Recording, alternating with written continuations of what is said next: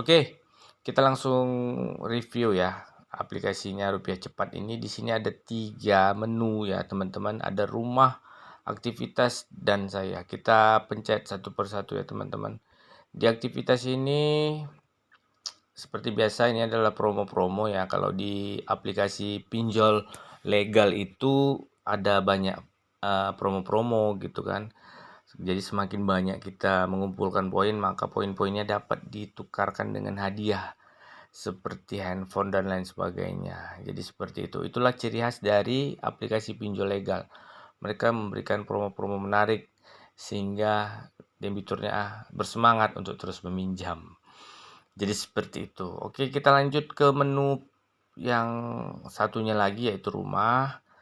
Nah, ini adalah draft pinjaman ya teman-teman. Di sini diterakan bahwasanya telah lewat jatuh tempo 202 hari, dan di sini juga diterakan bahwasanya angka yang harus dibayar, yaitu sisa yang harus dibayar adalah angkanya sebesar Rp9.280.000.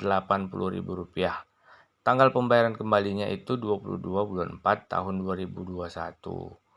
Total dendanya sebesar Rp3.120.000. Jadi metode pembayarannya banyak ya, bisa melalui OVO, GoPay, link aja gitu. Seperti itu. Jadi buat teman-teman mungkin yang ingin menaikkan limit pinjamannya, jadi memang kita harus terus melakukan pinjaman. Dan pembayarannya juga harus tepat waktu, karena itu akan sangat mempengaruhi skor pinjaman kalian teman-teman. Baiklah, kita langsung menuju ke tagihannya. Ini adalah detail pinjamannya. Di sini teman-teman dapat melihat bahwasanya jatuh tempo pembayarannya di tanggal 22 bulan 4 tahun 2021. Jumlah pinjamannya Rp5 juta, biaya layanannya Rp1.073.000, bunganya Rp87.000, dendanya Rp1.560.000, bunga keterlambatan Rp1.560.000 yang telah dibayar nol, total pembayaran Rp9.280.000. Oke, kita akan coba jawab ya pertanyaan yang sering dipertanyakan. Yang pertama, apakah mereka melakukan sebar data? Menurut pengalaman saya, mereka tidak melakukan penyebaran data, teman-teman.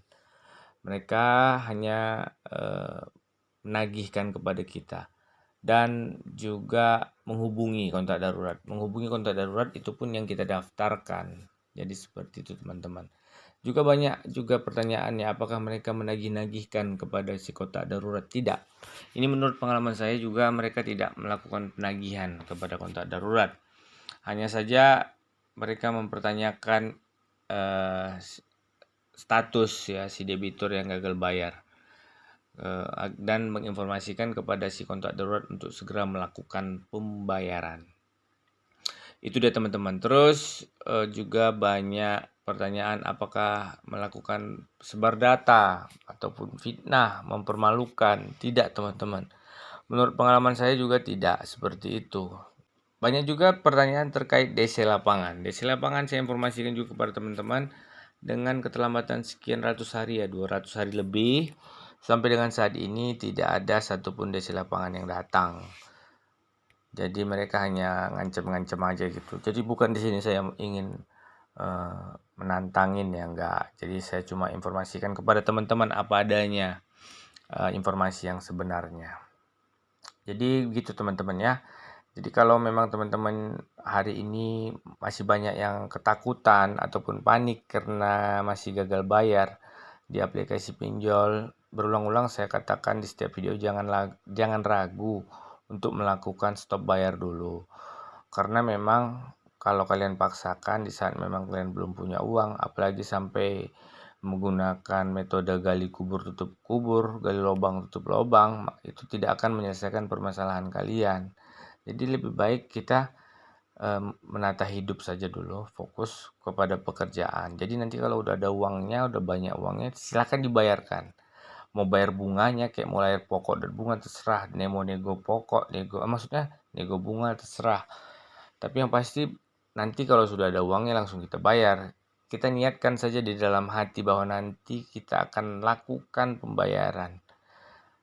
Jadi seperti itu, jangan kita ada niat di dalam hati ya untuk tidak membayar hutang, karena di sini saya tidak mengajarkan ataupun saya tidak mengajak teman-teman untuk tidak membayar hutang. Jadi saya di sini hanya mengharapkan teman-teman hanya untuk stop bayar dulu kalau memang belum punya uang. Tapi nanti kalau udah ada uangnya segera dibayarkan.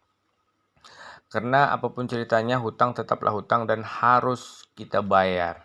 Karena itu sesuai dengan ajaran agama kita. Ini sudah berulang-ulang di setiap video saya ucapkan. Jadi seperti itu teman-teman. Tapi yang pasti teman-teman, jangan panik, jangan takutan yang berlebihan. Ataupun sampai menciptakan ketakutan kalian sendiri. Yang sebenarnya belum tentu terjadi di alam nyata gitu. Ataupun di kehidupan nyata. Malah kita menciptakan hal-hal ataupun ketakutan-ketakutan yang sebenarnya belum tentu terjadi di kehidupan nyata, sehingga mengganggu aktivitas kita, mengganggu psikologis kita, mengganggu pemikiran kita, sehingga kita jadi malas kerja, terus hubungan sosial juga menjadi tidak baik, bahkan mungkin ada yang sampai hubungan keluarganya menjadi berantakan gara-gara gagal bayar di aplikasi pinjaman uang online, gara-gara ketakutan diteror oleh pihak DC pinjol. Jadi seperti itu teman-teman ya. Oke lah, baiklah teman-teman semuanya, saya rasa sekian video saya kali ini. Semoga video ini bermanfaat. Boleh share kepada teman-teman mungkin yang hari ini masih gagal bayar di aplikasi pinjaman uang online. Karena mungkin ada teman-teman yang membutuhkan video ini, silahkan di-share. Saya pamit undur diri. Assalamualaikum warahmatullahi wabarakatuh.